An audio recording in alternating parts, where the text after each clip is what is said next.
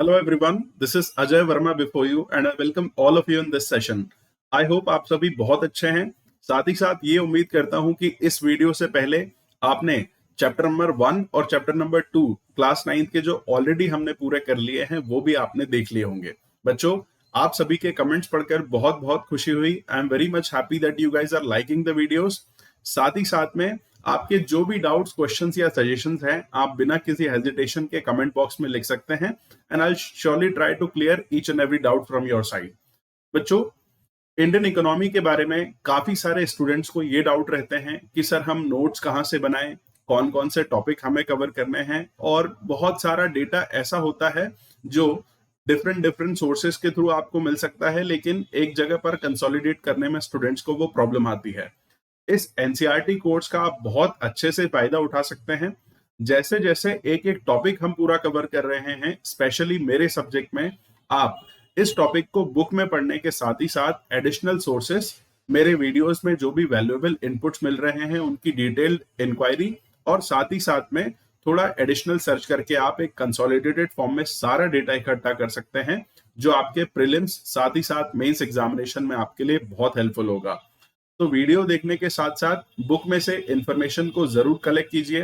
अगर इंपॉर्टेंट कोई चीज आपको ऐसी लग रही है जिसपे और ज्यादा डिटेल आपके पास में होनी चाहिए, या सिलेबस या पुराने साल के पेपर के अकॉर्डिंग उसे पूछा जा सकता है, तो आप उसको और ज्यादा इन डेप्थ सर्च करने की कोशिश कीजिए। तो चलिए आज का टॉपिक शुरू करते हैं। आज का जो टॉपिक है ये एक बहुत ही इंपॉर्टेंट सोशल इशू है, जो यूपीएससी साथ ही साथ स्टेट पीएससी एग्जामिनेशंस में इंडियन इकोनॉमी एंड ऐसे के टॉपिक्स में डिफरेंट डिफरेंट तरीके से पूछा जा सकता है। और इस टॉपिक में हम डिटेल में जानने की कोशिश करेंगे पॉवर्टी के बारे में। कॉमन पार्लेंस, आम भाषा में आप सभी गरीबी का मतलब जानते हैं। इस टॉपिक के माध्यम से हम ये जानेंगे पॉवर्टी क्या होती है, इसके कुछ इंपॉर्टेंट कॉजेस क्या होते हैं, स्पेसिफिकेशंस क्या होते हैं, साथ ही साथ में पॉवर्टी का एस्टिमेशन, स्पेशली पॉवर्टी लाइन या गरीबी रेखा क्या होती है, गवर्नमेंट ऑफ इंडिया की तरफ से पॉवर्टी इरेडिकेशन के लिए कौन कौन से इंपॉर्टेंट प्रोग्राम्स चलाए गए हैं और ये कितने लेवल तक सफल हुए। तो चलिए शुरू करते हैं इस टॉपिक को। तो बच्चों, आम भाषा से अलग हटके अगर हम गरीबी की बात करें, या एक लाइन में आप इकोनॉमिक्स के तौर पर गरीबी को देखना चाहते हैं, पॉवर्टी को देखना चाहते हैं, तो पॉवर्टी एक ऐसी कंडीशन है जिसमें लोगों के पास में रिसोर्सेस की कमी होने की वजह से वो अपनी नेसेसिटीज, स्पेशली बेसिक नेसेसिटीज को फुलफिल नहीं कर पाते हैं। आप सभी ने रोटी, कपड़ा, मकान जैसी बेसिक नेसेसिटीज के बारे में सुना होगा। अगर इन जैसी बेसिक नेसेसिटीज और इसके साथ ही साथ अगर मॉडर्न टाइम में हम देखें तो एजुकेशन, हेल्थ केयर, ये सारी कुछ ऐसी चीजें हैं, अगर लोगों को ये नहीं मिल पा रही है या इन नेसेसिटीज का कंजम्पशन वो नहीं कर पा रहे हैं, तो इस कंडीशन को हम पॉवर्टी या गरीबी के नाम से जानते हैं। चाहे आप गांव में रहते हो या शहर में रहते हो, आप सभी ने गरीबी के डिफरेंट डिफरेंट डायमेंशंस देखे होंगे। गरीबी एक मल्टी डायमेंशनल प्रॉब्लम है बच्चों। ये केवल इकोनॉमिक प्रॉब्लम नहीं है। एक गरीब व्यक्ति को इकोनॉमिक हार्डशिप के साथ ही साथ में सोसाइटी में भी कुछ प्रॉब्लम्स फेस करनी होती है। ऐसा भी हो सकता है कि कुछ पॉलिटिकल प्रॉब्लम्स भी फेस करे। आपने इंडियन पॉलिटी में ये देखा होगा बच्चों, हमारा कॉन्स्टिट्यूशन हर व्यक्ति को कहता है कि आप चुनाव लड़ सकते हैं, आप सांसद बन सकते हैं, आप प्राइम मिनिस्टर बन सकते हैं, आप प्रेसिडेंट बन सकते हैं। लेकिन आप लोग जानते हैं बच्चों, अधिकांश जो सांसद, विधायक, नेता होते हैं वो रिच लोग होते हैं। ऐसे लोग होते हैं जिनके पास में एबंडेंस होती है पैसे की, उनकी खुद की नेसेसिटीज ऑलरेडी पूरी हो चुकी होती है। उसके बाद ही अल्टीमेटली वो पॉलिटिक्स में आते हैं, क्योंकि चाहे कॉन्स्टिट्यूशन ने अलाउ किया हो कि चुनाव कोई भी लड़े, लेकिन चुनाव लड़ने के लिए, चुनाव जीतने के लिए रिचनेस जरूरी है, पैसे का पावर होना भी जरूरी होता है। कहीं पर भी आप देखते हैं कि कॉन्स्टिट्यूशन डिस्क्रिमिनेशन अलाउ नहीं करता है, लेकिन पॉलिटी में ही आपने शायद क्लास 6 या 7 में पढ़ रखा होगा, डिस्क्रिमिनेशन काफी ज्यादा होता है। अगर एक क्लिनिक की ही हम बात करें तो वहां पर किसी रिच पर्सन का नंबर शायद जल्दी लग सकता है, और किसी गरीब व्यक्ति को बहुत लंबे समय तक लाइन में खड़े होकर इंतजार करना पड़ सकता है। ये चीजें आपने इंडियन पॉलिटी में शुरुआती चैप्टर्स में क्लास 6 में ही शुरुआती चैप्टर्स में ही आपने इनके बारे में पढ़ ली होगी। तो बच्चों, पॉवर्टी, गरीबी एक मल्टी डायमेंशनल प्रॉब्लम है, एक ये बहुआयामी समस्या है जिसे हम केवल इकोनॉमिक्स के अंदर तो नहीं कंसिडर कर सकते हैं, आप इसे सामाजिक, राजनीतिक, अन्य क्षेत्रों में भी व्याप्त तरीके से देख सकते हैं। अब अगर हम दुनिया और भारत में बात करें कि गरीबी का मापन किस तरह से होता है, किसे गरीब माना जाए या किसे गरीब नहीं माना जाए, तो एक आम रूप से तो शायद आप भी ये देखकर समझ सकते हैं कि किसी व्यक्ति के पास ये रिसोर्सेस या संसाधन अवेलेबल हैं या नहीं है, उसके आधार पर आप किसी को अमीर या किसी को गरीब कह सकते हो। कोई हो सकता है जिसके पास में कुछ संसाधन हो लेकिन अन्य संसाधनों की उसकी कमी हो। तो गरीबी के मापन के लिए या किसी व्यक्ति को पुअर या गरीब कंसिडर करने के लिए जनरली पॉवर्टी लाइन का एक कॉन्सेप्ट होता है, गरीबी रेखा का एक कॉन्सेप्ट होता है जो दुनिया भर में प्रेवलेंट है, ये डिसाइड करने के लिए कि किसे गरीब माना जाए या ना माना जाए। इस चैप्टर के थ्रू आपको रूरल एंड अर्बन दो सिनेरियोज के थ्रू गरीबी किस किस तरह से होती है या किसी गरीब व्यक्ति को कौन कौन सी हार्डशिप या प्रॉब्लम्स फेस करने को मिलती है, ये दो कहानियों के माध्यम से आप देख सकते हैं। हम अगर इन दोनों कहानियों को पढ़ने के बाद गरीब लोग या ऐसे लोग जो पॉवर्टी में अपना जीवन व्यतीत कर रहे हैं, उनको कौन कौन सी कॉमन प्रॉब्लम्स होती है, इसके बारे में अगर हम देखने की कोशिश करें तो कुछ ऐसी चीजें हैं जो पॉवर्टी से संबंधित है, जैसे लैंडलेसनेस, ऐसी अवस्था जिसमें किसी व्यक्ति के पास में भूमि नहीं होती है। चैप्टर नंबर 1 में ऑलरेडी पालमपुर की कहानी में हमने देखा, गांव में कुछ गरीब व्यक्ति ऐसे हैं जिनके पास अपना कोई भी लैंड नहीं है और ये रिच लोगों के यहाँ पर काम कर रहे हैं, मजदूरी कर रहे हैं। ये जनरली डेट में फंसे होते हैं, इनके ऊपर काफी सारा उधार होता है और इनका केवल सब्सिस्टेंस लेवल पर लिविंग होता है, केवल अपना जीवन बेसिक नेसेसिटीज या उससे भी कम बेसिक सुविधाओं के साथ में ये व्यतीत करते हैं। दूसरी कंडीशन होती है अनएम्प्लॉयमेंट, बेरोजगारी, जिसमें किसी पर्सन के पास रोजगार न होने की वजह से उसके पास में इकोनॉमिक रिसोर्सेस नहीं होते हैं और वो गरीबी फेस करता है। तीसरा है साइज ऑफ फैमिली।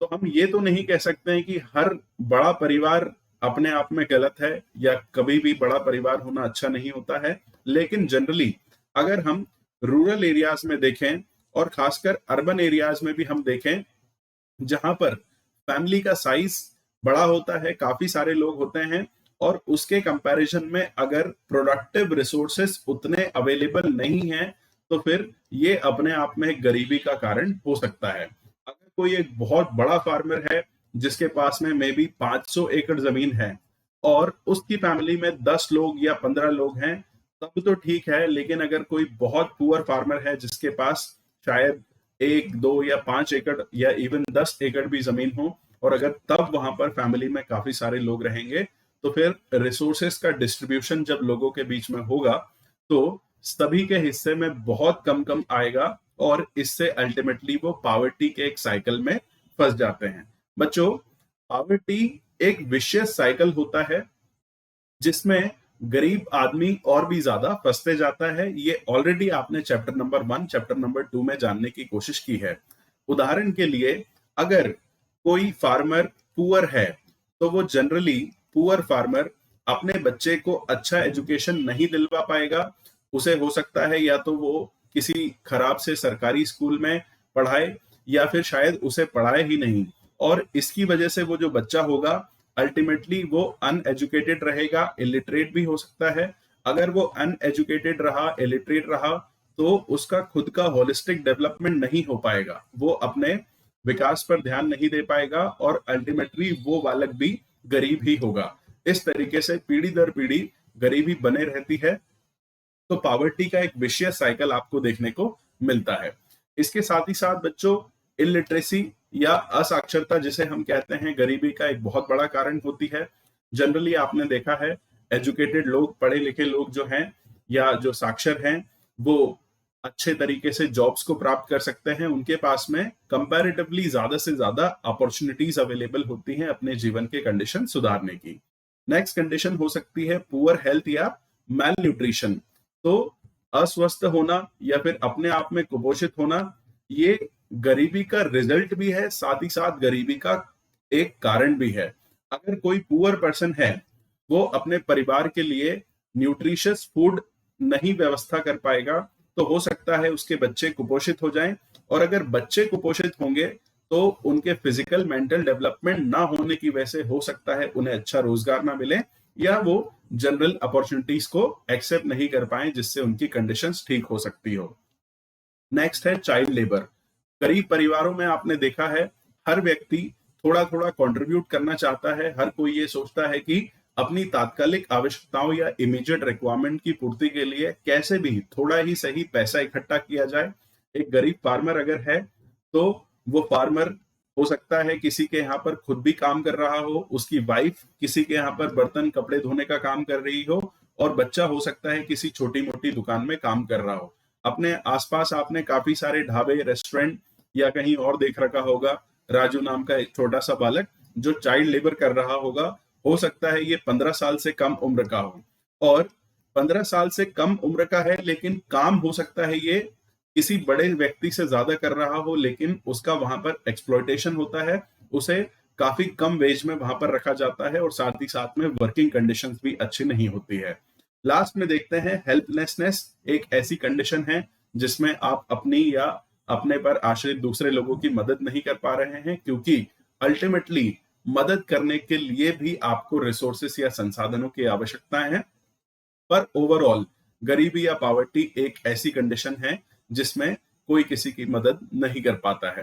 काफी सारे गांव में और इवन शहरों में भी आप देखेंगे बच्चे, जो गरीब परिवार हैं, अगर कोई एक गरीब व्यक्ति है, उसके बूढ़े माँ बाप हो सकता है बीमार हो गए हो, या फिर कोई जवान भी बीमार हो गया हो, वो चाहता है कि उनका इलाज करवा लिया जाए, लेकिन बहुत सारे लोग इलाज ना मिलने की वजह से भी उनकी मौत हो सकती है या प्रॉब्लम्स उनके लिए बढ़ सकती है। ऐसा कोई भी चाहेगा नहीं कि वो अपने किसी डिपेंडेंट को या अपने परिवार वाले का इलाज ना करवा सके, लेकिन संसाधन की कमी होना और अल्टीमेटली इस कंडीशन में ना होना कि वो इलाज करवा सके, वहां पर उसे वो सैक्रिफाइसेस करने पड़ते हैं। ऑलरेडी अभी तक हमने chapter number 1, chapter number 2 specially ये जानने की कोशिश की है कि अगर हमारे पास रिसोर्सेस सीमित हैं तो हमें अपनी कुछ न कुछ आवश्यकताओं का बलिदान देना पड़ता है, हमें उन्हें भूलना होता है। अगर एक गरीब व्यक्ति है, उसके यहाँ पर अपनी बेटी की शादी है और दूसरी तरफ उसकी बूढ़ी माँ अगर बीमार है, उसे इलाज की जरूरत है, तो उस किसान के लिए, उस व्यक्ति के लिए यहाँ पर चुनाव करना होता है कि जो सीमित पैसे उसके पास हैं उसका वो कैसे उपयोग करेगा। और सामान्यतः वो अपनी बेटी की शादी करवाएगा। बूढ़ी माँ हो सकती है इलाज की शायद राह देखते देखते ही वो इस दुनिया में ना रहें। तो ये कुछ बहुत प्रॉब्लम्स होती है बच्चों। आप सभी ने कहीं ना कहीं पर कुछ ना कुछ प्रॉब्लम्स को देख रखा होगा। पॉवर्टी ऐसी कंडीशन है जो कोई नहीं चाहता है, लेकिन अल्टीमेटली इकोनॉमिक इक्वालिटी 100% नहीं हो सकती है, पूरे तरीके से नहीं हो सकती है। ये पॉलिटी में आपने अच्छे से जाना है। और रिसोर्सेस एक जगह से दूसरी जगह ट्रांसफर होते रहते हैं। इस प्रोसेस में कुछ लोग ऐसे होते हैं जिनके पास में रिसोर्सेस नहीं होते हैं और ये गरीबी के जाल में फंसे होते हैं। चलिए आगे जानने की कोशिश करते हैं बच्चों इस चैप्टर में।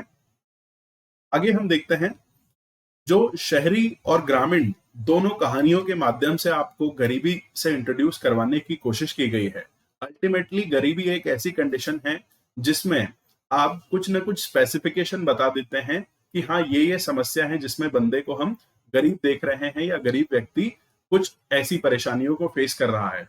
तो इसमें हम देखते हैं गरीबी का एक मतलब है किसी व्यक्ति के पास में रहने के लिए मकान ना होना एवं उसका हंगर को या भूख को फेस करना।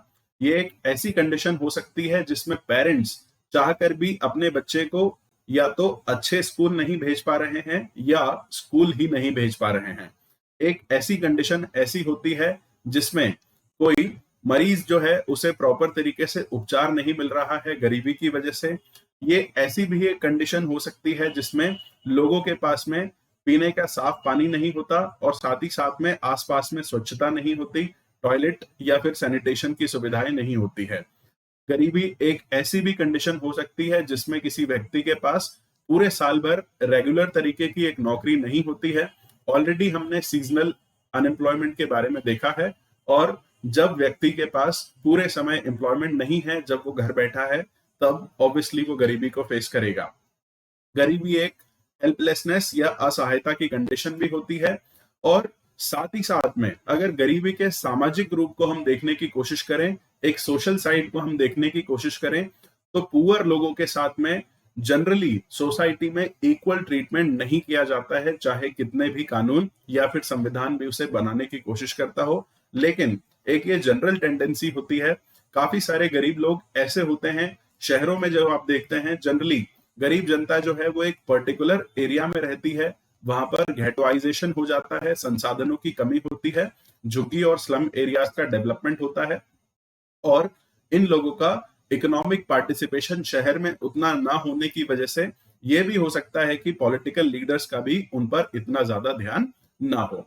तो बच्चों, अपने आप में गरीबी एक बहुत बड़ी समस्या है, और महात्मा गांधी ने इंडिपेंडेंस मिलने का सही मतलब ये बताया है कि इंडिया ट्रू नेचर में तभी इंडिपेंडेंट होगा जब भारत में रहने वाले सबसे गरीब से गरीब आदमी को भी हम ह्यूमन सफरिंग, जो कि गरीबी की वजह से वो सफर कर रहा है, उससे जब निजात हम दिलवा पाएंगे, तभी सही मायनों में भारत आजादी प्राप्त करेगा। चलिए, तो गरीबी के बच्चों बहुत सारे डिफरेंट डिफरेंट आयाम हो सकते हैं, अलग अलग तरह से आप गरीबी को देख सकते हैं। अगर हम सोशल साइंटिस्ट की बात करें कि वो गरीबी का आकलन किस तरीके से करते हैं या गरीबी कौन सी कंडीशन को मानते हैं, तो बच्चों आज केवल रोटी कपड़ा मकान ऐसी चीजें नहीं हैं जिनके बेसिस पर आप किसी व्यक्ति को गरीब मान सकते हैं।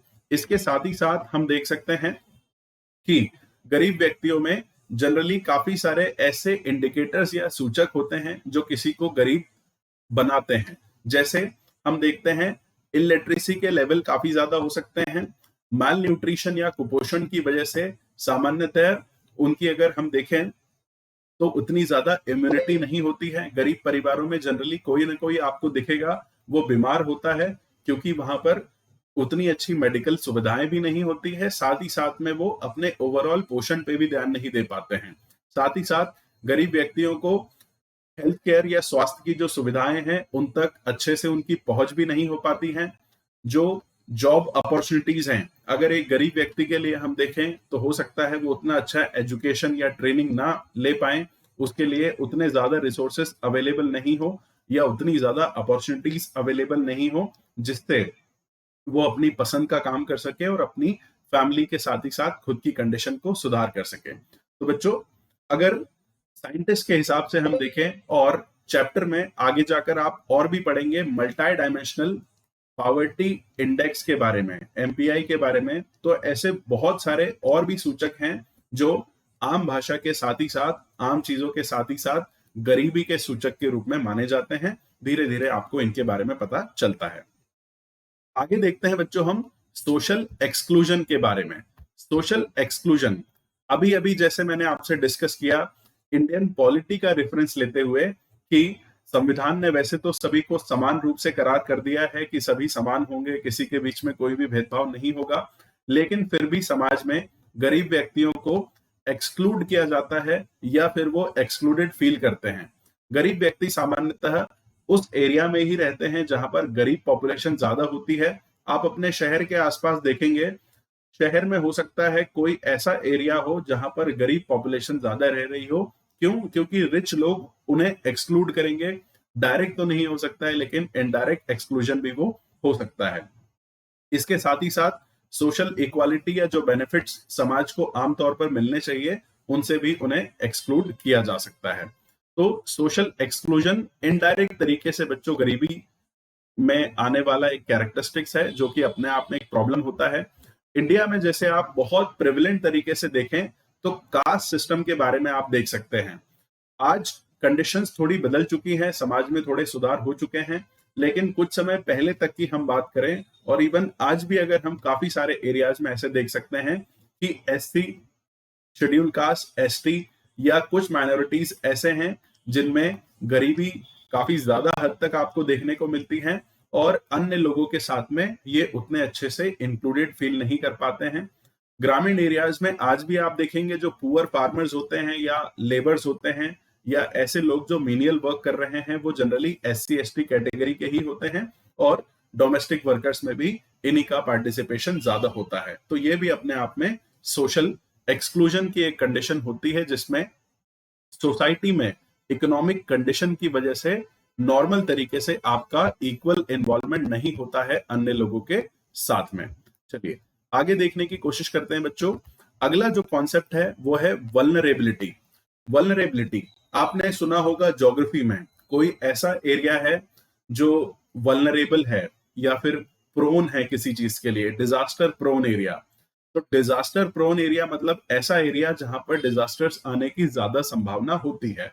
अगर हम वल्नरेबिलिटी को पॉवर्टी के हिसाब से देखने की कोशिश करें तो वल्नरेबिलिटी वो कंडीशन है या वल्नरेबिलिटी एक ऐसा मेजर है जिसके माध्यम से हम ये जानने की कोशिश करते हैं कि वो कौन से ऐसे लोग हैं जो गरीबी से होने वाली समस्याओं को ज्यादा से ज्यादा फेस करने की संभावना रखते हैं। जैसे उदाहरण के लिए अगर मान लीजिए बाढ़ आती है या भूकंप आता है, कोई भी डिजास्टर आता है, तो ऐसे कौन से लोग होंगे जिनके सामने ज्यादा प्रॉब्लम्स उन्हें फेस करनी होगी। साथ ही साथ में ऐसे लोग भी हो सकते हैं जिन्हें काफी समस्याएं देखनी पड़ेगी एजुकेशन, हेल्थ केयर या जॉब की अपॉर्चुनिटीज लेने के मामले में, और ये सभी लोग वल्नरेबल लोग होंगे जो गरीबी से होने वाली समस्याओं को फेस करने के लिए ज्यादा प्रोन हो सकते हैं। चलिए आगे देखते हैं बच्चों। अगर पावर्टी के एस्टिमेट की हम बात करें तो अपने आप में एक ये बहुत बड़ा टॉपिक है। पावर्टी लाइन की अगर हम बात करें तो अपने आप में एक ये बहुत बड़ा टॉपिक है। एक बेसिक सा आइडिया मैं आपको पावर्टी लाइन के बारे में देना चाहता हूं और इसके साथ ही साथ हम इसके आगे पढ़ने की कोशिश करेंगे। गरीबी का एस्टिमेशन, पावर्टी का एस्टिमेशन जो किया जाता है वो हम कंजम्पशन के बेसिस पे करते हैं। कंजम्पशन शुरुआती तौर पर अगर हम इंडिया में पावर्टी एस्टिमेशन की बात करें तो शुरुआती समय पर केवल और केवल किसी भी व्यक्ति को हेल्दी रहने के लिए खान पान, आम खान पान, साथ ही साथ में रहन सहन की सुविधा के लिए मिनिमम कितने रुपयों का कंजम्पशन रिक्वायरमेंट होती है, इसके बेसिस पर गरीबी के आंकड़े निकालने की शुरुआत हुई। बहुत शुरुआती तौर पर अगर हम बात करें तो केवल और केवल खाने की आवश्यकताओं के ऊपर ध्यान दिया गया। किसी पर्सन के लिए किलो कैलोरी या प्रॉपर तरीके से फूड की कितनी रिक्वायरमेंट है सस्टेन करने के लिए, अगर कोई पर्सन उस रिक्वायरमेंट को पूरा कर पा रहा है तो हम उसे गरीब कंसिडर नहीं करेंगे। इस बेसिस पर एस्टिमेशन निकालना शुरू हुआ। तो बच्चों पावर्टी लाइन का एक कॉन्सेप्ट आपको देखने को मिलता है। पावर्टी लाइन अगर हम बात करें तो ये एक क्वांटिटेटिव वैल्यू है, एक ऐसी किसी भी चीज की मात्रा है, आमतौर पर ये पैसे की वो मात्रा है। अगर कोई व्यक्ति इस मात्रा के नीचे जीवन यापन कर रहा है, किसी व्यक्ति के पास अगर इतना भी पैसा नहीं है तो उस व्यक्ति को गरीब माना जाता है। उदाहरण के लिए जैसे अगर हम बात करें सबसे रीसेंट टाइम में अगर हम बात करें तो इंडिया में यह माना जाता है कि 816 रुपए मंथली अगर कोई व्यक्ति रूरल एरिया में अपने ऊपर खर्च कर सकता है, इतने रुपयों का वैल्यू का अगर वो कंजम्पशन कर सकता है 816 रुपए मंथली, तो वो गरीब नहीं है। अगर कोई इतना भी नहीं कर पा रहा है तो फिर वो पावर्टी लाइन से नीचे है, जिसे हम बिलो पावर्टी लाइन के रूप से जानते हैं। तो पावर्टी लाइन एक ये कॉन्सेप्ट है बच्चों। अपने आप में इसको लेकर काफी ज्यादा इश्यूज भी होते हैं। आप भी ये सोचेंगे कि क्या 816 रुपए सफिशिएंट है महीने भर का अपना जीवन यापन करने के लिए, लेकिन याद रखिए कि पावर्टी लाइन का एस्टिमेशन करते समय केवल और केवल बुनियादी सुविधाओं को, बेसिक नेसेसिटीज को ही रखा जाता है। हो सकता है किसी देश में पावर्टी लाइन जो हो ऊपर हो, क्योंकि कहीं पर जैसे उदाहरण के लिए अमेरिका में हो सकता है किसी व्यक्ति के पास में कार होना आम बात है। अगर अमेरिका में किसी व्यक्ति के पास में कार नहीं है तो आप उसे वहां पर पुअर मान सकते हो, लेकिन इंडिया में कार एक लग्जरी का आइटम है। अगर किसी के पास कार नहीं भी है तो भी ये जरूरी नहीं है कि हम उसे इंडिया में गरीब कंसिडर करें। तो बच्चों पॉवर्टी लाइन का एस्टिमेशन एक बहुत पुराना कॉन्सेप्ट है इंडिया में। अगर हम शुरुआत से बात करें गरीबी के एस्टिमेशन के लिए, सबसे पहले दादा भाई नौरोजी के बारे में हम देखते हैं। इन्होंने एक बहुत ही फेमस बुक लिखी थी जिसके बारे में ऑलरेडी आपको आइडिया होगा, जिसका नाम है poverty and un-British rule in India. दादा भाई नौरोजी ने इस समय, उनके समय पर इस किताब के हिसाब से पावर्टी लाइन का एस्टिमेशन लगाने की कोशिश की और उन्होंने ये बताया कि अगर कोई व्यक्ति 16 रुपए से 35 रुपए के बीच में डिफरेंट डिफरेंट एरियाज और ग्रामीण एवं शहरी जनसंख्या के हिसाब से अगर कोई व्यक्ति 16 रुपए से 35 रुपए के बीच में एनुअली अपने ऊपर खर्च करने में सक्षम है तो उसे हम गरीब नहीं मानेंगे। उस समय 16 रुपए या 35 रुपए बहुत होते थे, इसलिए इसे वार्षिक रूप से हमने कंसिडर करने की कोशिश की है। ये हम आजादी से काफी समय पहले की बात कर रहे हैं। इसके बाद अगर हम देखें बच्चों, तो इंडिपेंडेंस मिलने से पहले आपने प्लानिंग कमीशन के बनने से पहले नेशनल प्लानिंग कमेटी के बारे में पढ़ा होगा, जो 1938 में बनाई गई थी और जवाहरलाल नेहरू की अध्यक्षता में नेशनल प्लानिंग कमेटी ने यह रिकमेंडेशन दिया था कि अगर 15 रुपए से लेकर 20 रुपए के बीच में कोई भी व्यक्ति हर महीने अपने ऊपर खर्च कर पा रहा है तो वो कंजम्पशन रिक्वायरमेंट को मीट कर रहा है और वो गरीब नहीं है। अगर कोई व्यक्ति 15 रुपए से 20 रुपए से भी नीचे है, वो इतनी भी रिक्वायरमेंट मीट नहीं कर पा रहा है, तब हमें उसे गरीब कंसिडर करना चाहिए।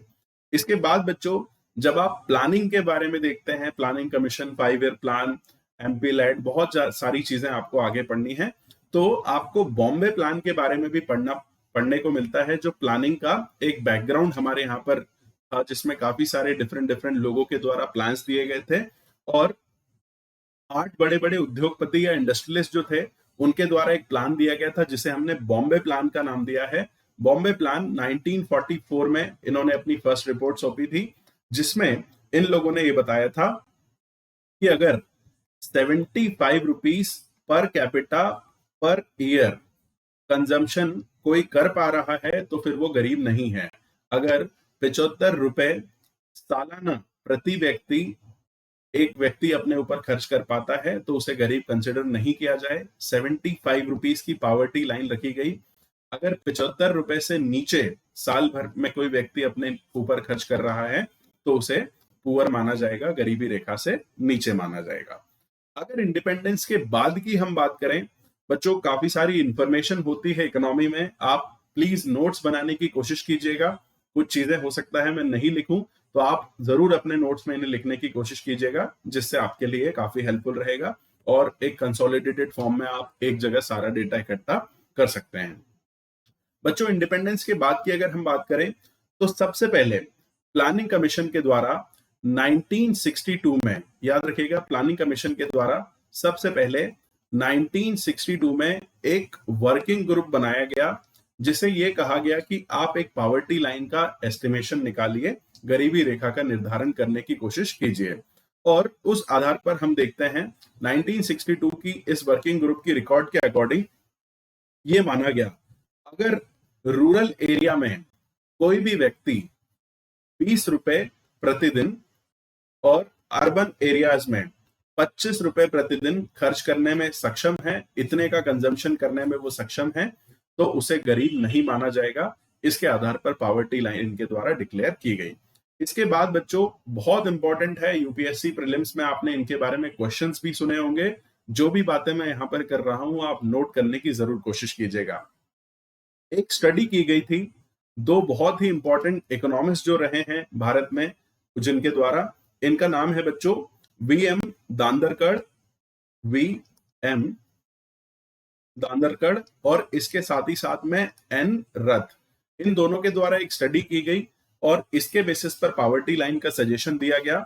और पहली बार हम यहाँ पर बात करते हैं किलो कैलोरी कंजम्पशन के बारे में। तो इन दोनों ने अपनी स्टडी में ये कंक्लूड किया कि पूरे भारत में अगर कोई भी व्यक्ति अपने ऊपर दैनिक रूप से 2250 किलो कैलोरी का कंजम्पशन अगर कोई व्यक्ति कर पा रहा है तो वो गरीब नहीं है। अगर इतना कंजम्पशन कोई नहीं कर पा रहा है तो उसे गरीब माना जाए। और इस कंजम्पशन के लिए जो मॉनेटरी रिक्वायरमेंट या पावर्टी लाइन उन्होंने सजेस्ट करी है वो रूरल एरिया में 15 रुपीस पर डे की डिसाइड की गई, और साथ ही साथ में अर्बन एरियाज में अगर हम देखें तो इसे 22 रुपीस की कंसिडर किया गया। तो डिफरेंट डिफरेंट लोगों के द्वारा आपको अलग अलग मॉनेटरी रिक्वायरमेंट या फिर फूड कंजम्पशन के बेसिस पर पावर्टी लाइन का डिसीजन आपको देखने को मिलता है। इसके बाद अगर हम बात करें तो अगला जो आपको देखने को मिलता है, एक बहुत ही इंपॉर्टेंट स्टडी की गई थी एक पर्सन के द्वारा, जिसका नाम है बच्चों वाई के अलग वर्किंग ग्रुप के हम बारे में बात कर रहे हैं। इकोनॉमी में काफी इंपॉर्टेंट होता है आपके लिए ये याद रखना कि किस पर्सन को कौन सी कमेटी या किस पर्पस के लिए अपॉइंट किया गया था और उनके कुछ इंपॉर्टेंट रिकमेंडेशंस क्या थे। अब हम बात कर रहे हैं वाई के अलग कमेटी के बारे में। 1979 में इस टास्क फोर्स ने अपनी रिपोर्ट सबमिट की थी। पहली बार इसके आधार पर वाई के अलग टास्क फोर्स के रिकमेंडेशन के आधार पर ही बच्चों ऑफिशियल तरीके से पावर्टी काउंट शुरू किया गया था इंडिया में कि कितने व्यक्ति गरीब हैं, पावर्टी लाइन के नीचे हैं। पहली बार जो कैलकुलेशंस किए गए थे इसी के आधार पर शुरू किए गए थे। इन्होंने बताया था रूरल एरियाज में जो पावर्टी लाइन होगी वो 2400 किलो कैलोरी, अगर कोई व्यक्ति दैनिक रूप से एवरेज 2400 किलो कैलोरी का कंजम्पशन कर पाता है या फिर इस कैलोरी के कंजम्पशन के लिए वो 49.09 रुपी मंथली एक पर्सन अपने ऊपर अगर स्पेंड कर सकता है तो वो गरीब नहीं है। दूसरी तरफ अगर हम अर्बन एरिया की बात करें तो अर्बन एरियाज में 2100 किलो कैलोरी का मापन किया गया और इसके साथ ही साथ 56.04 रुपी अगर कोई व्यक्ति मंथली रूप से अपने ऊपर स्पेंड कर सकता है तो उसे गरीब नहीं माना जाएगा। ये पावर्टी लाइन का एस्टिमेशन इनके द्वारा दिया गया। अब आप सोचेंगे रूरल एरियाज में 2400 किलो कैलोरी की रिक्वायरमेंट है, लेकिन रुपए मूल में अगर इसे देखें तो 49.09 क्यों है, और अर्बन एरियाज में कम किलो कैलोरी 2100 किलो कैलोरी को क्यों रखा गया है। ये याद रखिएगा, ये आज भी सेम डेटा हम कंसिडर करते हैं किलो कैलोरी कंजम्पशन में, हालांकि मॉनेटरी वैल्यूज बदल चुकी है। तो बच्चों रूरल एरियाज में जनरली फिजिकल एक्टिविटीज में लोग ज्यादा इंगेज होते हैं, मेहनत वाले काम ज्यादा होते हैं, इसीलिए कैलोरी रिक्वायरमेंट ज्यादा होती है। अर्बन एरियाज में ऐसा माना जाता है और सामान्यतः होता भी है कि उतनी ज्यादा फिजिकल एक्टिविटी नहीं होती है, लेकिन रूरल एरियाज में कुछ कमोडिटीज सस्ती मिलती हैं जिसकी वजह से कीमत को यहाँ पर अर्बन के कंपैरिजन में कम रखा गया है। चलिए इसके बाद हम डिस्कस करेंगे बच्चों लक्कड़वाला एक्सपर्ट ग्रुप के बारे में। ये भी बहुत इंपॉर्टेंट है। तो लक्कड़वाला एक्सपर्ट ग्रुप जो है 1993 में इसके द्वारा अपनी रिपोर्ट सबमिट की गई थी। 1993 में लक्कड़वाला एक्सपर्ट ग्रुप के द्वारा अपनी रिपोर्ट सबमिट की गई थी। यहां पर भी उन्होंने सेम फूड कंजम्पशन या किलो कैलोरी रिक्वायरमेंट को कंसिडर किया था, लेकिन समय समय पर महंगाई और इकोनॉमिक कंडीशंस के बदलाव की वजह से जो मॉनेटरी वैल्यू है पावर्टी लाइन की वो आपको चेंज होती हुई दिखती है।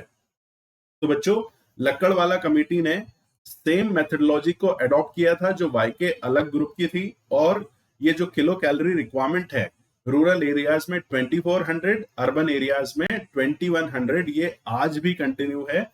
अगर हम फूड कंजम्पशन के आधार पर देखें तो सेम फॉर्मूला सेम मेथडोलॉजी आज भी हम यूज करते हैं।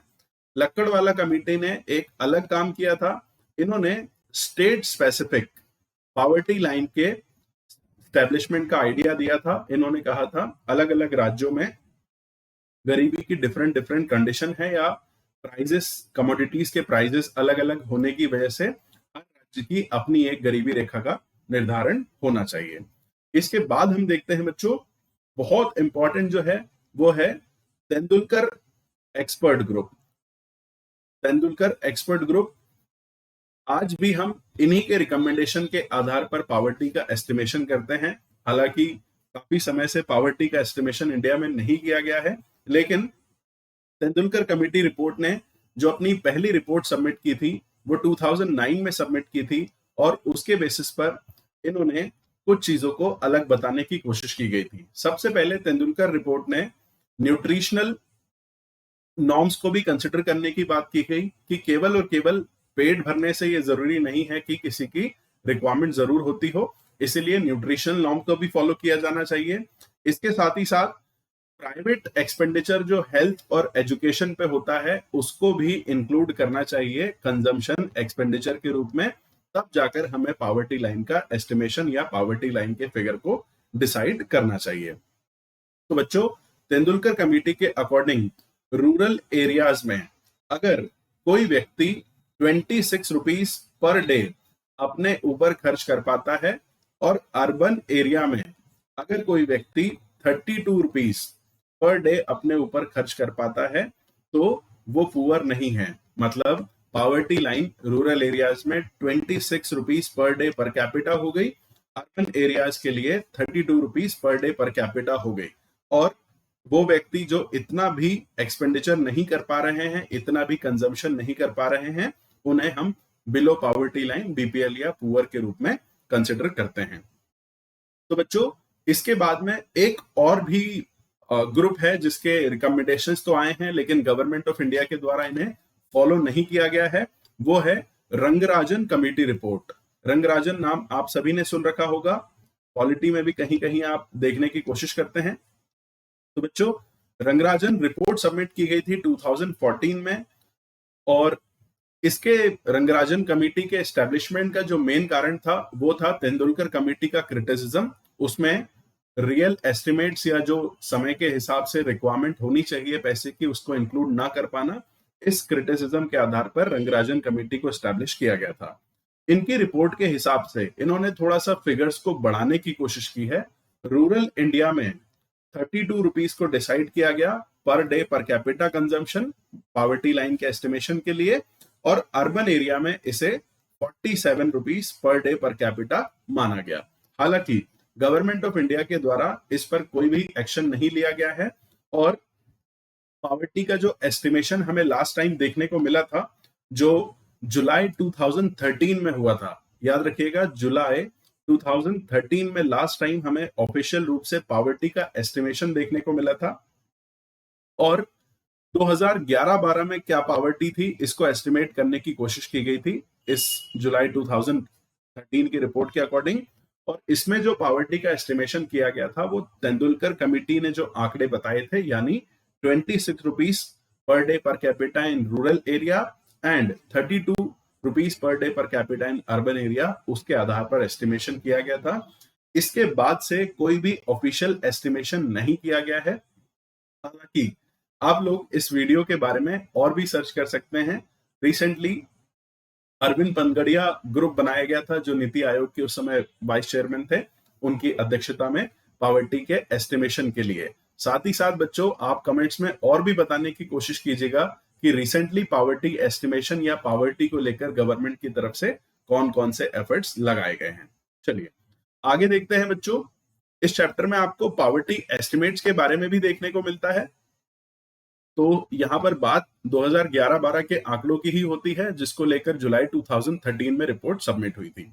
बच्चों, इंडिया में जिस तरह से पॉवर्टी एस्टिमेशन के लिए हमने पॉवर्टी लाइन के बारे में पढ़ा है और डिफरेंट लोगों ने पॉवर्टी लाइन के लिए क्या फिगर डिसाइड किया है, उसी तरह से वर्ल्ड बैंक के द्वारा भी एक आंकड़ा डिसाइड किया गया है पॉवर्टी का एस्टिमेशन करने के लिए।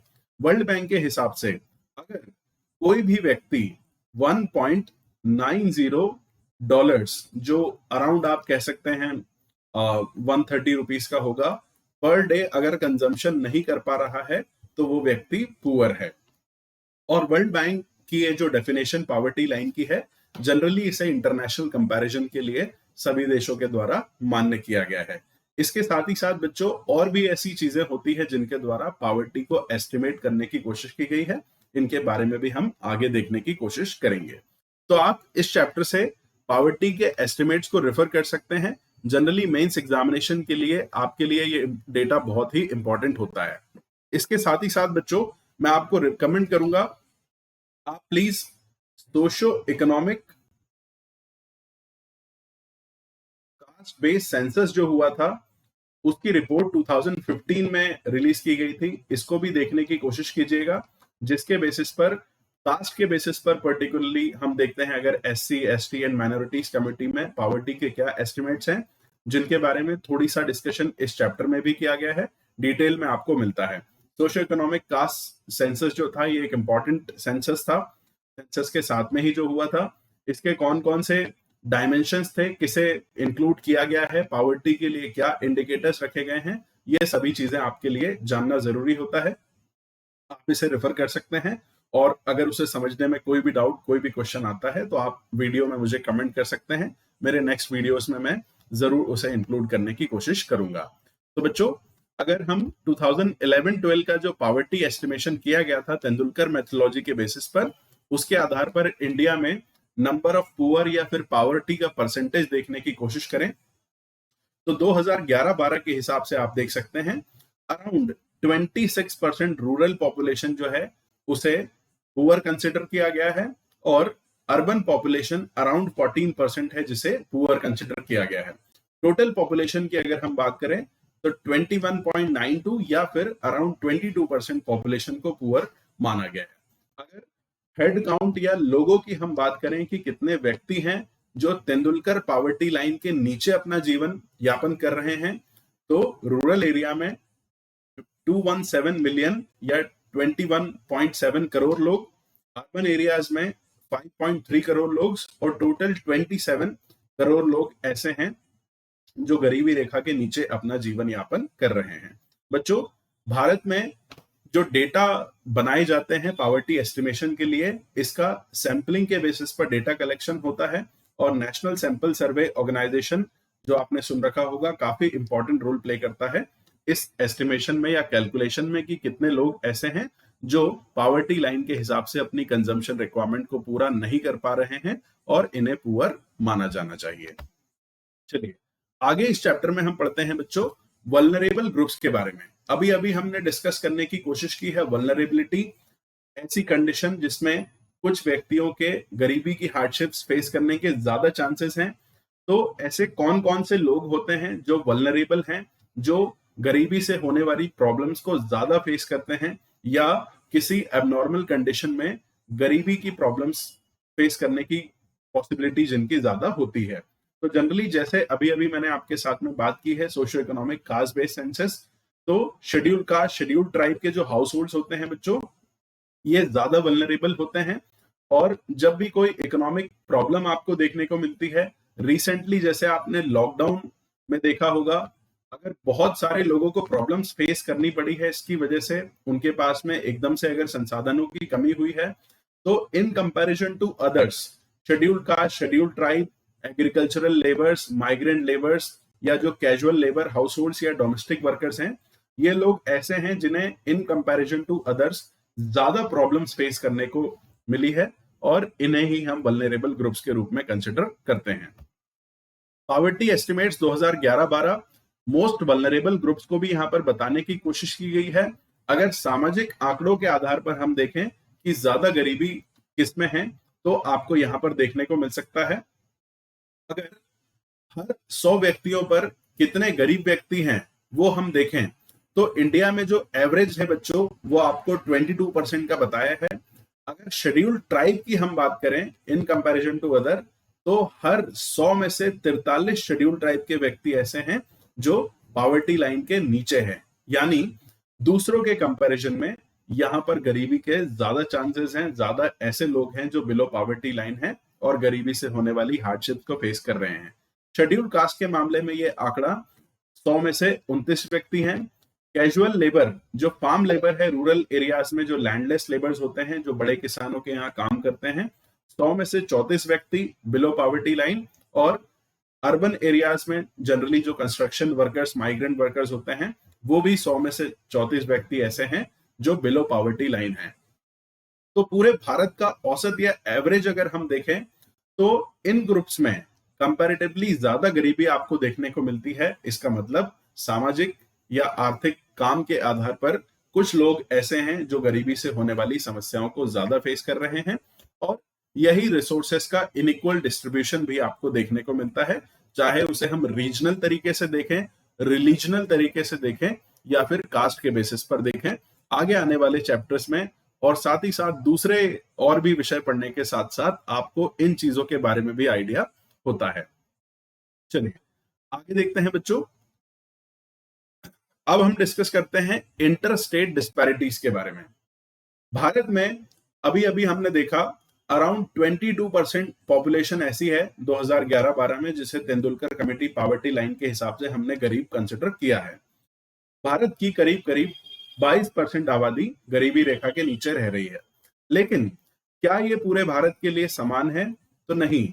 आप जानते हैं बच्चों, हमारे यहाँ पर 28 स्टेट्स हैं, साथ ही साथ में 8 यूनियन टेरिटरी हैं। कुछ राज्य या केंद्र शासित प्रदेश ऐसे हैं जो कंपैरेटिवली थोड़े रिच हैं, जहां पर गरीबों की संख्या इतनी नहीं होगी, और कुछ ऐसे राज्य हैं जहां पर गरीबों की संख्या ज्यादा होगी। तो ये ऐसी कॉमन सी चीज है जिसके बारे में ऑलरेडी आपको आइडिया है। तो बच्चों, जैसे आपने देख रखा है महाराष्ट्र, गुजरात, साथ ही साथ में आंध्र प्रदेश, कर्नाटका, ये कुछ ऐसे राज्य हैं जो कंपैरेटिवली रिच है, यहाँ पर गरीबों की संख्या कम है। दूसरी तरफ अगर हम देखें, उड़ीसा, झारखंड, बिहार, ये कुछ ऐसे राज्य हैं जहां पर गरीबों की संख्या भारत का जो एवरेज है उससे काफी ज्यादा अधिक है।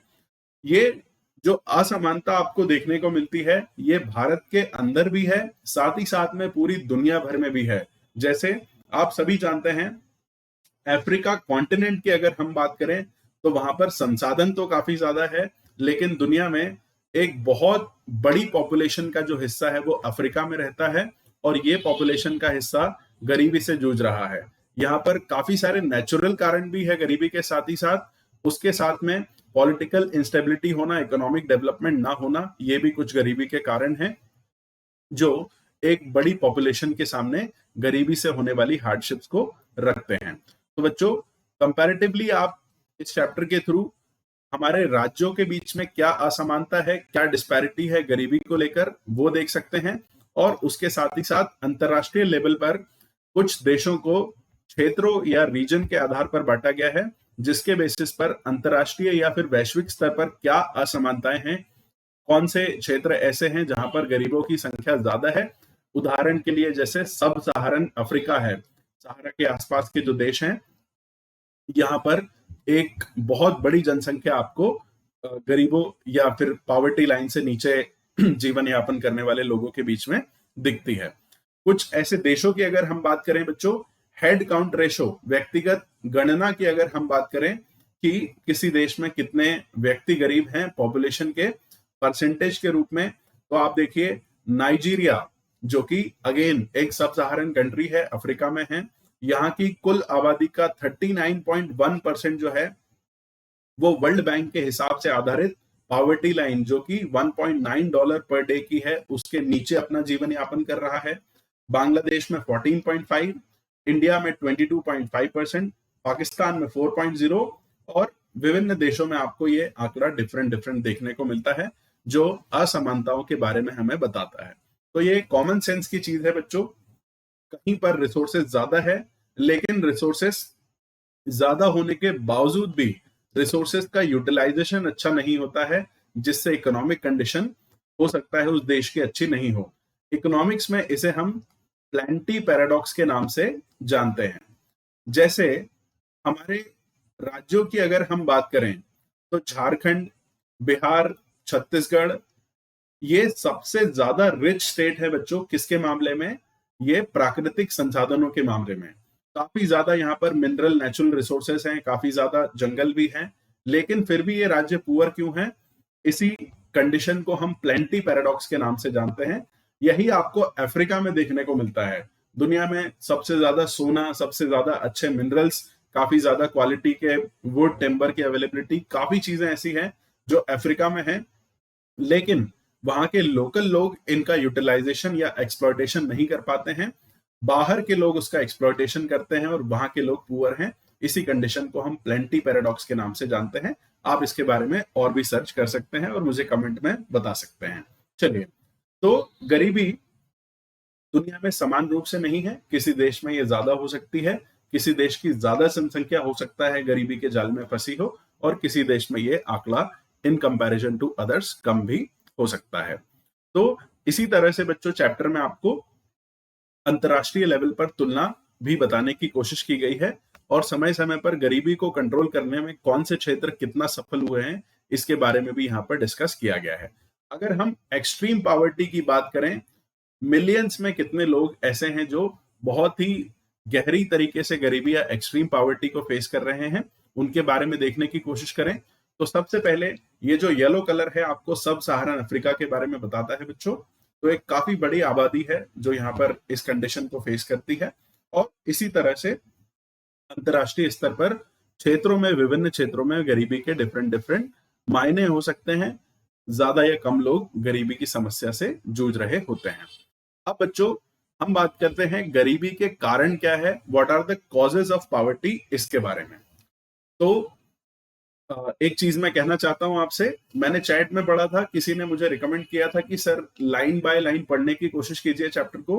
बच्चों मेरा एक जनरल सजेशन है, फैकल्टी अगर लाइन बाय लाइन पढ़ेगा इस चैप्टर को तो आप सिर्फ और सिर्फ वीडियो पे रिलाई करेंगे, लेकिन प्लीज ऐसा मत कीजिएगा। आप किसी भी सब्जेक्ट के एनसीईआरटी वीडियो देखने के बाद बुक को जरूर पढ़ने की कोशिश कीजिएगा। आप जो भी नोट्स बनाते हैं अपने फाइनल नोट्स खुद से बुक पढ़ने के बाद ही बनाइए। ऐसे बहुत सारे फैकल्टीज होते हैं जो आपको रिकमेंड करते हैं कि मेरा लेक्चर देखने के बाद आपको बुक से पढ़ने की जरूरत नहीं है या कुछ और देखने की जरूरत नहीं है। ऐसा नहीं है। आप जितना ज्यादा बुक के साथ जुड़े रहेंगे उतनी ज्यादा अच्छी आपकी रीडिंग कैपेसिटी होगी, साथ ही साथ उतना अच्छा ही आपको राइटिंग स्किल्स डेवलप करने में भी हेल्प मिलेगी। एक बुक में लिखी हुई अच्छी लैंग्वेज जब आप पढ़ते हैं, उसका अरेंजमेंट जब आप देखते हैं, तो उसी के बेसिस पर आप अपने आंसर्स भी बनाने की कोशिश करते हैं। इसीलिए मैं आपको रिकमेंड करूंगा बुक जरूर पढ़िएगा। फैकल्टी चाहे लाइन बाय लाइन पढ़े ना पढ़े, आपको एक जनरल इंट्रोडक्शन देने के बाद खुद से जरूर सब कुछ पढ़ना चाहिए और इंपॉर्टेंट चीजों को अपने पास में कंसोलिडेट करना चाहिए। एनसीईआरटी के नोट्स जरूर बनाइएगा। ऐसा क्यों? क्योंकि बहुत सारी किताबें हैं, छोटी छोटी बहुत सारी बहुत सुंदर इंफॉर्मेशन आपको मिलती है। और जनरली मैंने देखा है जब बच्चा एक बार एनसीईआरटी पूरी कर लेता है और वो स्टैंडर्ड बुक्स को पढ़ने लगता है, तो फिर एनसीईआरटी पढ़ने का हमें टाइम नहीं मिलता है, हमें लगता है उतनी ज्यादा यूटिलिटी नहीं है, तो बाद में हम फिर से इन बुक्स को नहीं पढ़ेंगे। इसलिए बहुत छोटे छोटे प्रिसाइज वाले नोट्स बनाने की कोशिश कीजिएगा। जल्दी मैं एक वीडियो लेकर आऊंगा एनसीईआरटी के नोट्स कैसे बनाएं उसको लेकर भी, और एक कॉपी में आपके सारे सब्जेक्ट्स के एनसीईआरटी नोट्स हो सकते हैं जिन्हें आप बाद में बहुत ही कम टाइम में रिवाइज कर सकते हैं। तो चलिए आगे बढ़ते हैं। गरीबी के मुख्य कारण क्या है बच्चों? तो इकोनॉमिक डेवलपमेंट, आर्थिक विकास का बहुत कम होना या धीरे होना। हमारे ब्रिटिश इंडिया के टाइम पर अगर हम देखें तो बच्चों भारत पहले तो सोने की चिड़िया था, लेकिन ब्रिटिश लोगों के द्वारा डिफरेंट डिफरेंट तरीके से एक्सप्लॉयटेशन किया गया। दादा भाई नौरोजी के द्वारा ड्रेन ऑफ वेल्थ का कॉन्सेप्ट भी दिया गया था, आप इसके बारे में और भी सर्च कर सकते हैं। डायरेक्ट एंड इनडायरेक्ट तरीके बताएं जिससे भारत की संपत्ति या जो वेल्थ थी उसे इंडिया से ब्रिटेन ले जाया गया और भारत की इकोनॉमिक कंडीशन को बहुत ही खराब कर दिया गया। तो बच्चों ब्रिटिश पॉलिसीज को अगर हम देखें तो उस समय ब्रिटिश पॉलिसीज ऐसी थी जिसकी वजह से एग्रीकल्चर हो या हैंडीक्राफ्ट हो या छोटे मोटे जो भारतीय उद्योग हुआ करते थे, इन सभी को काफी ज्यादा नुकसान पहुंचा है। हिस्ट्री में आप परमानेंट लैंड सिस्टम के बारे में, सभी चीजों के बारे में पढ़ने की कोशिश करेंगे। और बैकग्राउंड ही हमारा ऐसा था जिसमें अंग्रेजों के द्वारा हमें काफी गहरी गरीबी की समस्या में डाल दिया गया और इंडिया धीरे धीरे इससे उभरने की कोशिश कर रहा है। लेकिन भारत में गरीबी के व्याप्त होने का एक वो भी कारण है, पहले एक ऐसा देश जो अराउंड 1700 एडी के समय पूरी दुनिया की जीडीपी में अराउंड 25% कंट्रीब्यूट करता था, आज काफी बड़ी जनसंख्या वहां पर गरीबी को फेस कर रही है। इसका एक कारण अंग्रेजों के द्वारा जो बैकग्राउंड में पॉलिसीज एडॉप्ट की गई थी इंडिया को एक्सप्लॉइट करने की, वो भी रही हैं। इसके साथ ही साथ अगर वर्तमान समय में भी हम देखें बच्चों, तो हमारे यहाँ पे इंडस्ट्रियल डेवलपमेंट उतना ज्यादा नहीं है। गवर्नमेंट के पास में बहुत सारी प्रॉब्लम्स हैं और इतने रिसोर्सेस नहीं हैं जो सारे के सारे रिसोर्सेस केवल और केवल गरीबी हटाने पे लगा दिए जाएं। इसके अलावा भी अन्य आवश्यकताएं भी होती है। तो हमारी ग्रोथ रेट कुछ समय तक तो उतनी अच्छी नहीं रही है, साथ ही साथ में समय पर हमें विभिन्न तरीके की प्रॉब्लम्स भी देखने को मिली है जिसने इकोनॉमिक ग्रोथ को भी इम्पैक्ट किया है। उदाहरण के लिए बहुत रिसेंट में ही आप देख लीजिए, इंडिया की ग्रोथ काफी अच्छी थी, लेकिन कोविड की वजह से हो सकता है, काफी सारी रिपोर्ट्स ने हमें ये बताया है कि पिछले 20 ईयर्स में जो हमने इकोनॉमिक ग्रोथ को अचीव किया था जो इकोनॉमिक डेवलपमेंट हमने अचीव किया था उतना हम पिछड़ जाएंगे। ये वास्तविक है या नहीं हमें नहीं पता, लेकिन थोड़ा तो इम्पैक्ट है, ये तो आप भी जानते ही हैं। इसके साथ ही साथ बच्चों अगर हम देखें तो ग्रीन रेवोल्यूशन जिसने भारत में कुछ एरियाज में तो काफी ज्यादा इम्पैक्ट किया है, जैसे पंजाब, हरियाणा, वेस्टर्न यूपी, लेकिन सारे के सारे राज्यों में ये उतना सफल नहीं हो पाया। कुछ ऐसे एरियाज थे, लिमिटेड एरियाज, जहां पर इसका इफेक्ट रहा है, बाकी उतना ज्यादा इफेक्ट नहीं रहा है। समय के साथ हमारी पॉपुलेशन का बढ़ना, एग्रीकल्चर पे पॉपुलेशन का बहुत ज्यादा डिपेंडेंस होना, ये भी अपने आप में एक कारण है। युवाओं में उतना ज्यादा ट्रेनिंग डेवलपमेंट, साथ ही साथ में एजुकेशन स्किल्स ना होना, इसकी वजह से भी आप देखते हैं कि गरीबी इंडिया में काफी ज्यादा पॉपुलेशन को परेशान करती है। आगे देखने की हम कोशिश करते हैं बच्चों। आपने ऑलरेडी ये भी खबरें पढ़ी होगी कि इंडिया की जो टॉप 1% पॉपुलेशन है, इसके पास में पूरे इंडिया की 70% वेल्थ है। तो बच्चों पॉलिटी में डीपीएसपी जब आप पढ़ेंगे तो आप ये जानेंगे कि वेल्थ कंसेंट्रेशन के अगेंस्ट में हमें एक डीपीएसपी दिया गया है कॉन्स्टिट्यूशन के द्वारा, लेकिन गरीब और अमीर का जो गैप है वो बहुत ज्यादा आज भी बढ़ते जा रहा है और इसकी वजह से डिस्पैरिटी होती है। कुछ लोग ऐसे होते हैं जिनके पास बहुत रिसोर्सेस होते हैं, कुछ लोग ऐसे होते हैं जिनके पास में रिसोर्सेस एंड अपॉर्चुनिटी नहीं होती है और ये गैप बढ़ते जाता है, गरीब और ज्यादा गरीब होते जाते हैं। इसी के उदाहरण के तौर पर आप देखिए, लैंड की अगर हम बात करें तो जो बड़े किसान हैं वो अपने आप में सफल होंगे, वो शायद और बड़े होंगे, लेकिन गरीब किसान और भी ज्यादा गरीब होता जाता है और भी ज्यादा प्रॉब्लम्स होते रहती है, जो रिसोर्सेस की कमी का एक डायरेक्ट एग्जाम्पल आपको देखने को मिलता है। इसके साथ ही साथ बच्चों और भी सोशो इकोनॉमिक फैक्टर्स भी हैं। काफी सारे तो नेचुरल कारण भी हो सकते हैं, कभी कभी पॉलिटिकल कारण भी हो सकते हैं। कोविड जैसे एक उदाहरण है जिसकी वजह से, एक नेचुरल प्रॉब्लम है जिसकी वजह से काफी सारे लोग गरीब हो गए, लेकिन इसके अलावा सोशो कल्चरल कारण भी हो सकते हैं। इंडिया में बच्चों आपने देखा है काफी सारे लोग दिखावा करते हैं, हमें धर्म की वजह से या फिर जो रूढ़िवादी परंपराएं हैं उनकी वजह से काफी ज्यादा खर्च करना पड़ता है। एक गरीब से गरीब किसान, गांव में रहने वाला व्यक्ति भी ज्यादा से ज्यादा अच्छी शादी का दिखावा करने के लिए काफी सारा कर्ज ले सकता है, उधार लेता है। साथ ही साथ लोगों को गिफ्ट देना या फिर कुछ ऐसे रिलीजियस सेरेमनी वगैरह रखना जिसमें बहुत ज्यादा पैसा खर्च होगा, इन सभी चीजों को आज भी मान्यता दी जाती है और अपने आप में एक ये भी कारण हो सकते हैं जिनसे काफी सारे लोगों के पास में संसाधनों की कमी हो जाती है। चलिए, तो ये कुछ व्यापक कारण है गरीबी के। इसके अलावा भी बच्चों और भी कारण हो सकते हैं, लोगों में स्किल्स की कमी होना, लोगों में उतना ज्यादा कॉन्फिडेंस ना होना, या फिर एक बदलाव करने की एबिलिटी ना होना। काफी बेसिक से ऐसे भी कारण हो सकते हैं जो गरीबी के कारण होंगे। आप भी मुझे और भी कमेंट बॉक्स में बता सकते हैं। अब बच्चों, गरीबी पूरी दुनिया के सामने एक बहुत बड़ा मुद्दा है, एक बहुत बड़ा सोशल इशू है। इसे हटाने के लिए ना सिर्फ इंडिया, पूरी दुनिया की सरकारें अपने अपने लेवल पर एफर्ट्स लगा रही है। आपने सस्टेनेबल डेवलपमेंट गोल्स, सतत विकास लक्ष्य के बारे में सुना होगा, जो 2015 में अडॉप्ट किए गए थे। 15 इयर्स के लिए 2030 तक हमें इन्हें अचीव करना है। सस्टेनेबल डेवलपमेंट गोल में गोल नंबर 1 जब आप पढ़ते हैं तो ये है नो पॉवर्टी। पूरे दुनिया में 2030 तक हमें गरीबी को खत्म करना है, ये भी एक लक्ष्य के रूप में रखा गया है। और सस्टेनेबल डेवलपमेंट गोल से पहले भी शुरुआती समय से ही, जब से ही हमें इंडिपेंडेंस मिली है, हमने बहुत सारे काम किए हैं। गवर्नमेंट ऑफ इंडिया के द्वारा काफी सारे ऐसे मेजर्स अडॉप्ट किए गए हैं गरीबी को हटाने के लिए। इनमें से कुछ इंपॉर्टेंट मेजर्स के बारे में हम डिस्कस कर लेते हैं।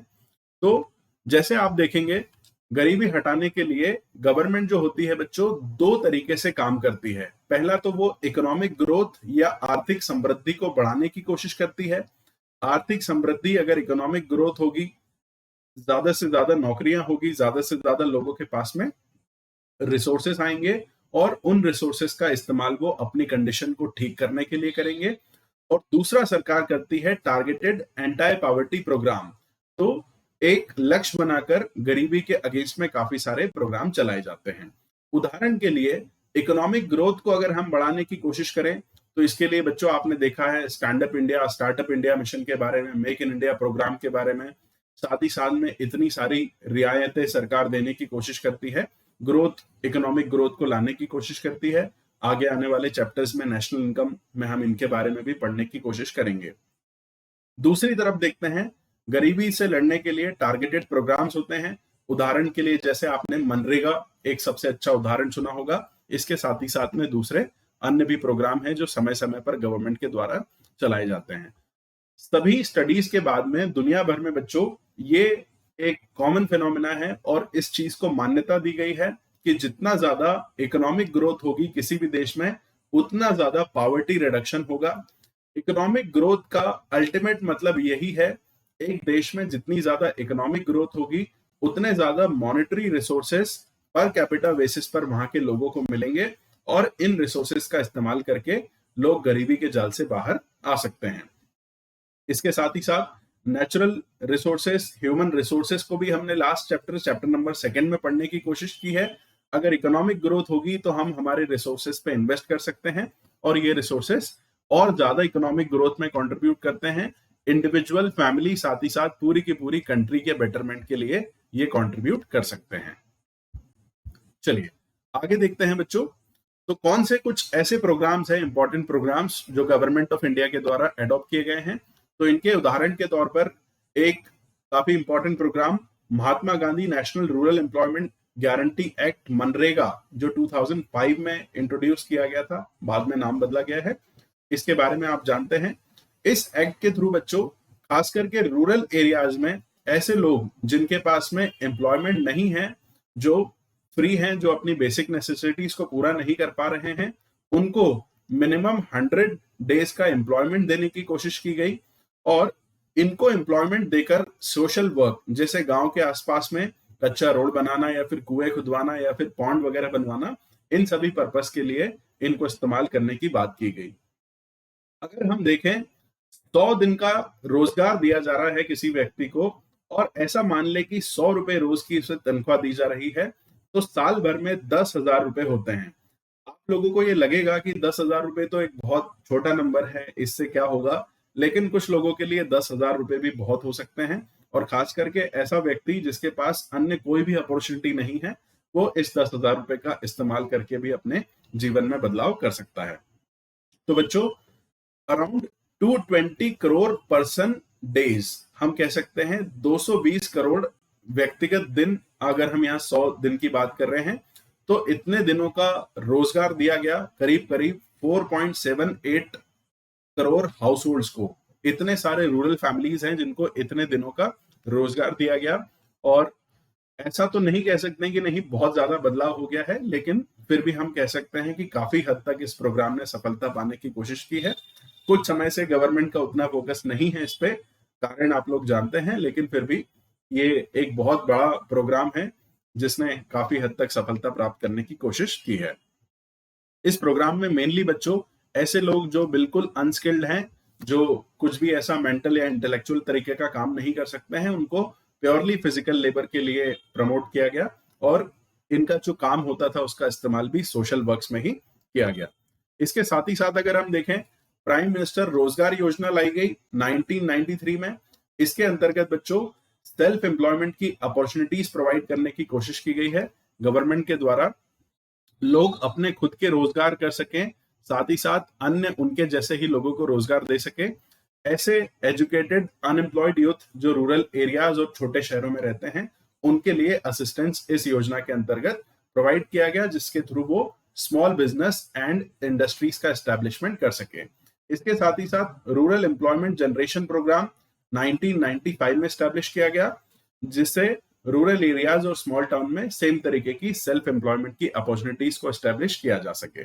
इसके अलावा स्वर्ण जयंती ग्राम स्वरोजगार योजना लॉन्च की गई 1999 में, जिसके द्वारा ऐसे गरीब परिवार जो पॉवर्टी लाइन, गरीबी रेखा से नीचे अपना जीवन यापन कर रहे हैं, वो सभी परिवार मिलकर सेल्फ हेल्प ग्रुप्स बना सके और आपस में बैंक क्रेडिट के माध्यम से एक दूसरे की हेल्प कर सकें, उसके लिए असिस्टेंस प्रोवाइड किया गया।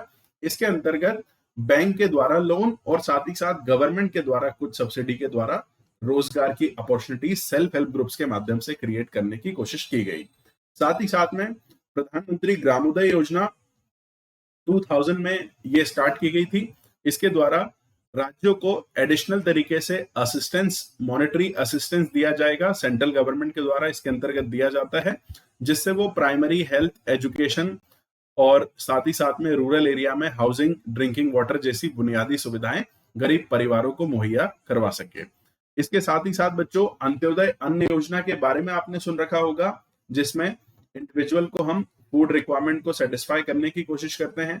इसके साथ ही साथ अगर हम देखें तो रूरल एरियाज में एक बहुत इंपॉर्टेंट प्रोग्राम रहा है, integrated rural development programme, IRDP के नाम से जिसे आप जानते हैं।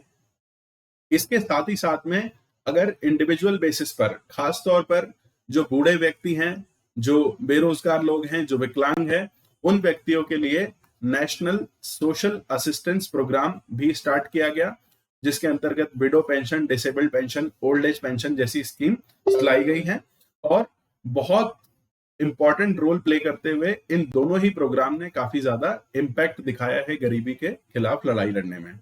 अब बच्चों, इतने सारे प्रोग्राम्स हैं, क्या भारत से गरीबी हट गई? क्या ये सभी प्रोग्राम सफल हुए? नहीं, ऐसा तो हम नहीं कह सकते हैं, ये तो आप लोग भी जानते ही हैं। तो प्रोग्राम्स जो हैं, इनके रिजल्ट मिक्स्ड तरीके से रहे हैं।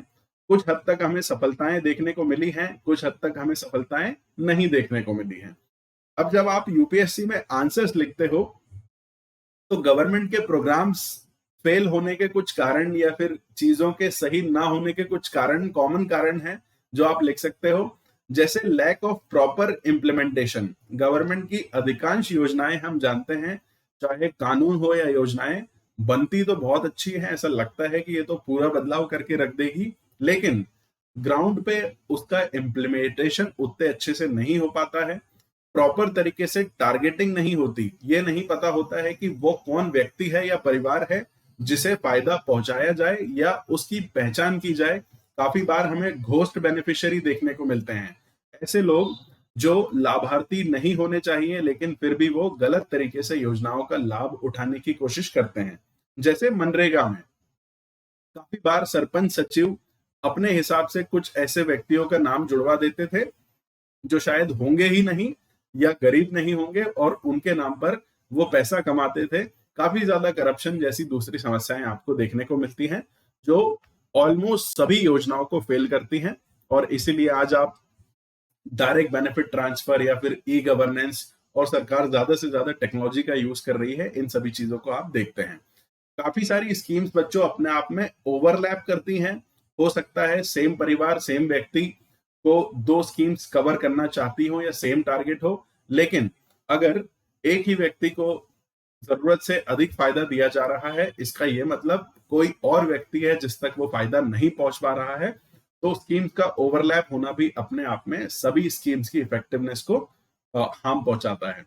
तो इस बात की बहुत जरूरत है कि प्रॉपर तरीके से सभी स्कीम्स का मॉनिटर किया जाए, और अल्टीमेटली आप यूपीएससी के मेंस के आंसर्स में हमेशा ये सजेशन दे सकते हैं कि जो भी गवर्नमेंट की योजनाएं हैं उनका इम्प्लीमेंटेशन, मॉनिटरेशन अच्छे तरीके से होना चाहिए। इसके साथ ही साथ आप मुझे कमेंट में और भी बता सकते हैं बच्चों, सुझाव दे सकते हैं कि किस तरीके से गरीबी को हटाया जा सकता है। चलिए, तो ये कुछ सुझाव आपको देने की कोशिश की गई है। इसके बाद हम देखेंगे बच्चों आगे हमारे सामने क्या चैलेंजेस हैं। तो अभी अभी मैंने आपको इस चैप्टर में बताया है गरीबी के बारे में, गरीबी के एस्टिमेशन के बारे में। हमने इतने सारे प्रोग्राम्स बनाए लेकिन फिर भी प्रोग्राम शायद उतने ज्यादा सक्सेसफुल नहीं रहे हैं, उनके कारण क्या रहे हैं ये भी हमने जानने की कोशिश की है। बच्चों, शुरुआती दौर में अगर हम बात करें 1950 की, अगर हम बात करें तो 1950 से लेकर 1980 तक इंडिया में इकोनॉमिक ग्रोथ बहुत ही कम रेट पर हुआ करती थी। अराउंड हम देखें 3.5% की एनुअल इकोनॉमिक ग्रोथ आपको देखने को मिलती है। 1980s के बाद में वक्त थोड़ा चेंज हुआ और आज आप ये मान सकते हैं कि दुनिया में सबसे तेज बढ़ती हुई अर्थव्यवस्था भारत है। आज भी हम ये देख रहे हैं कि कोविड-19 जो लॉकडाउन लगा उसके बाद में हमने रिकवरी करनी शुरू कर दी है, लेकिन उसके बावजूद भी, इकोनॉमिक कंडीशंस के सुधरने के बावजूद भी बहुत सारी समस्याएं हमको देखने को मिलती हैं। अपने आप में पॉपुलेशन का काफी ज्यादा बढ़ना एक कारण है, तो पॉपुलेशन पर हमें कंट्रोल लगाना होगा। साथ ही साथ में जो डिस्पैरिटीज हमें देखने को मिलती हैं, वल्नरेबल ग्रुप्स या फिर weaker sections of the society है, या फिर रीजनल डिस्पैरिटी, कुछ क्षेत्रों का अपने आप में रिच होना, कुछ क्षेत्रों का पुअर होना, ये सब ऐसी समस्याएं हैं जो हमारे सामने हैं। और अगर हमें पूरे तरीके से पॉवर्टी का रिमूवल करना है तो टारगेटेड रूप से हमें इन चीजों से भी लड़ना होगा। तो ह्यूमन पॉवर्टी का जो कॉन्सेप्ट है उसे अपने आप में बढ़ाने की हमें जरूरत है।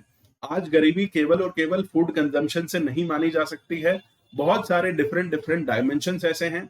आज लोगों की बेसिक नेसेसिटीज का दायरा बढ़ चुका है, रोटी कपड़ा मकान को हम बेसिक नेसेसिटीज के रूप से नहीं जानते हैं।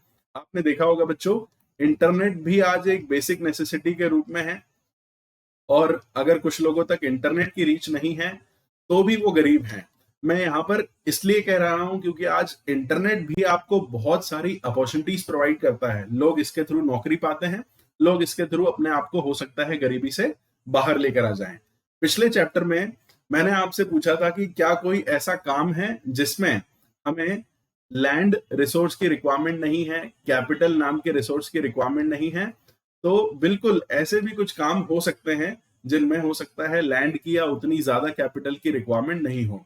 आज बहुत सारे लोग अपने घर पर बैठकर काम कर रहे हैं, इंटरनेट के थ्रू भी वो हो सकता है कुछ पैसा कमा रहे हो।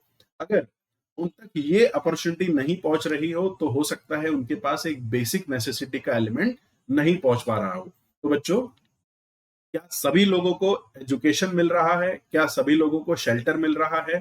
क्या सभी लोगों तक प्रॉपर हेल्थ केयर की सुविधाएं पहुंच पा रही है? अगर किसी के पास जॉब है तो जॉब का होना अपने आप में हो सकता है उतना ज्यादा सफिशिएंट ना हो, जॉब सिक्योरिटी होना भी एक चीज रिक्वायर्ड होती है। तो ये सभी ऐसी चीजें हैं जिनके बेसिस पर भी हमें देखना होगा कि क्या हम वाकई मायनों में गरीबी से लड़ पाए हैं। आपने यहाँ पर जेंडर के आधार पर काफी ज्यादा डिस्क्रिमिनेशन देखा है। भारतीय समाज में भी आपको महिला और पुरुष के बीच में डिस्क्रिमिनेशन दिखता है।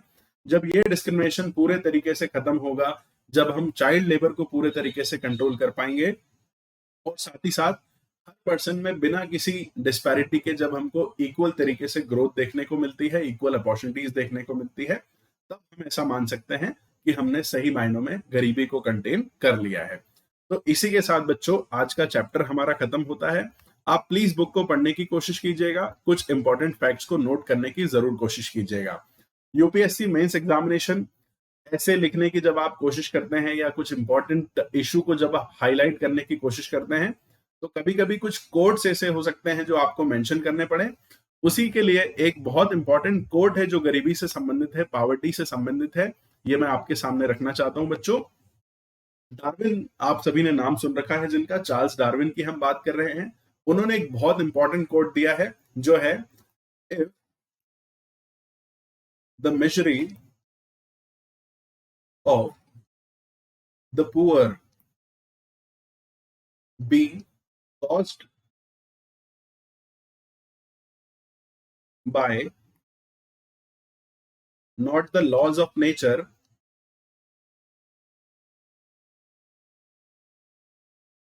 I hope मेरी राइटिंग सभी को समझ आ रही होगी, but by our institutions,